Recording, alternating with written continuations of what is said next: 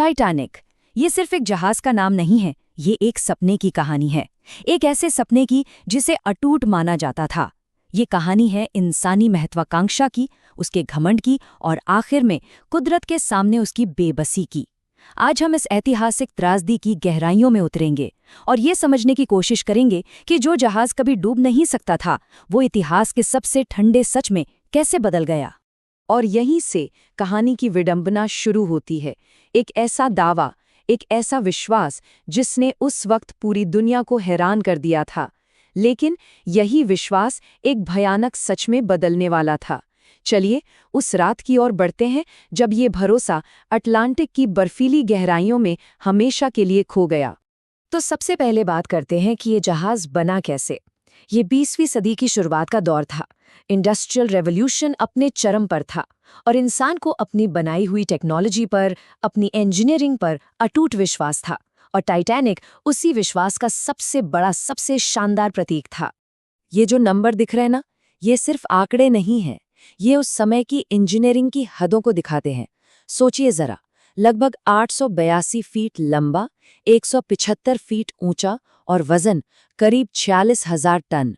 ये सिर्फ एक जहाज नहीं था, बल्कि एक तैरता हुआ महल था। इसमें स्विमिंग पूल, जिम, यहाँ तक कि एक लाइब्रेरी भी थी। मतलब ये उस दौर की ताकत का एक जीता जागता सबूत था। तो ये जो शब्द है अनसिंकेबल या कभी न डूबने वाला, ये आया कहाँ से? देखिए, ये सिर्फ कोई मार्केटिंग की लाइन नहीं थी। ये उस दौर के घमंड को, उस ओवर कॉन्फिडेंस को दिखाता था। लोगों को सच में लगता था कि उन्होंने एक ऐसी चीज बना ली है जिससे प्रकृति भी नहीं डुबो सकती। और यही सोच, यही घमंड इस पूरी कहानी का सबसे दुखद हिस्सा बन गया। चलिए अब उस सफर पर चलते हैं जो इतिहास में हमेशा के लिए दर्ज हो गया। जब टाइटैनिक ने अपनी पहली और आखिरी यात्रा शुरू की तो माहौल एकदम जश्न का था। जाहिर है किसी को भी इस बात का जरा भी अंदाजा नहीं था कि ये जश्न जल्द ही मातम में बदलने वाला है।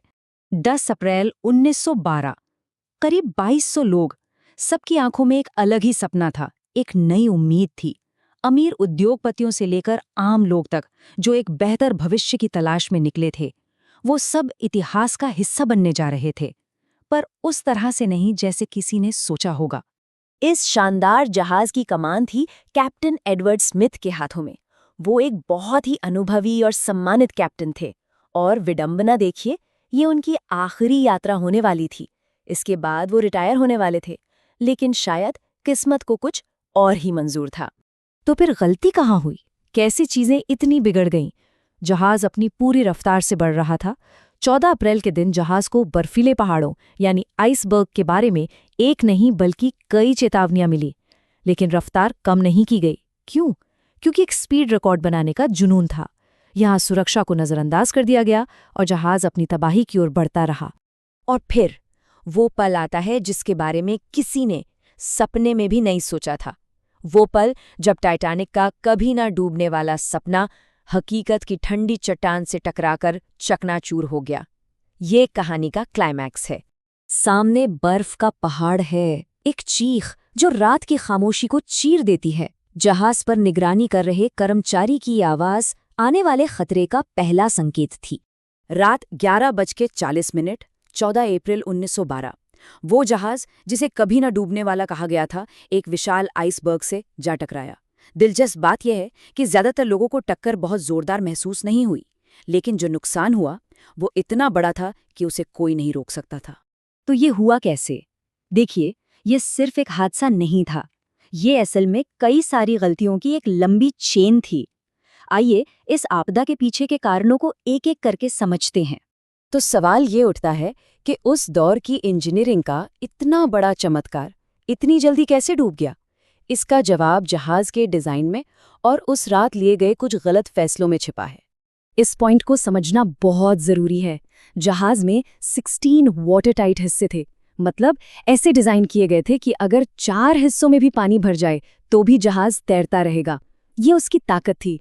लेकिन आइसबर्ग ने 1, 2 नहीं बल्कि 5 हिस्सों में सुराख कर दिया और बस यहीं पर जहाज का डूबना तय हो गया। ये वो तकनीकी नाकामी थी जिसके आगे सब बेबस थे। और अब बात करते हैं इस हादसे की सबसे चौंकाने वाली सच्चाई की। जहाज पर लोग थे करीब 2200, लेकिन लाइफ बोट्स में जगह थी सिर्फ 1200 लोगों के लिए। ये नियमों की अनदेखी और हद से ज्यादा आत्मविश्वास का नतीजा था। मतलब ये कि जहाज के डूबने से पहले ही ये तय था कि सबको नहीं बचाया जा सकता। उस भयानक रात में जहां एक तरफ अफरा तफरी थी, वहीं दूसरी तरफ हिम्मत और इंसानियत की कुछ कमाल की मिसालें भी थीं। पहले महिलाएं और बच्चे का नियम लागू तो हुआ, लेकिन घबराहट में कई लाइफ बोट्स आधी खाली ही पानी में उतार दी गईं। जहाज के म्यूजिशियंस यात्रियों को शांत करने के लिए आखिरी पल तक म्यूजिक बजाते रहे और कैप्टन स्मिथ ने फैसला किया कि वो अपने जहाज के साथ ही डूब जाएंगे। तो टाइटैनिक तो डूब गया, लेकिन अपने पीछे छोड़ गया कुछ ऐसे सबक जो आज भी हमारे लिए बहुत मायने रखते हैं। आखिर इस त्रासदी ने दुनिया को क्या सिखाया? 15 अप्रैल 1912 सुबह के 2:20 टाइटैनिक हमेशा के लिए अटलांटिक महासागर की ठंडी गहराइयों में समा गया। उस जहाज का अंत हो गया, लेकिन उसकी कहानी की एक नई शुरुआत हुई। लगभग 1500 जाने। ये सिर्फ एक नंबर नहीं है। हर नंबर के पीछे एक कहानी थी, एक सपना था जो उस रात अधूरा रह गया। और बचने वाले सिर्फ 700 के करीब। इन दो आंकड़ों के बीच का फासला ही इस त्रासदी की भयावहता को बयान कर देता है। लेकिन इस भयानक हादसे ने समुद्री सुरक्षा के नियमों को हमेशा हमेशा के लिए बदल दिया। आज हर जहाज पर सभी यात्रियों के लिए लाइफ बोट्स होना अनिवार्य है। 24 घंटे रेडियो पर नजर रखी जाती है और उत्तरी अटलांटिक में आइसबर्ग पर नजर रखने के लिए एक खास एजेंसी, इंटरनेशनल आइस पेट्रोल भी बनाई गई। टाइटैनिक हमें यही सिखाता है कि टेक्नोलॉजी कितनी भी आगे क्यों न बढ़ जाए, हमें प्रकृति और इंसानी गलती की संभावना को कभी कम नहीं आंकना चाहिए। तो जाते जाते बस एक सवाल, 1 सदी से ज्यादा बीत चुकी है, क्या हम आज अपनी टेक्नोलॉजी पर इतना भरोसा करने लगे हैं कि हम टाइटैनिक का सबसे बड़ा सबक यानी घमंड का सबक कहीं भूल तो नहीं गए हैं?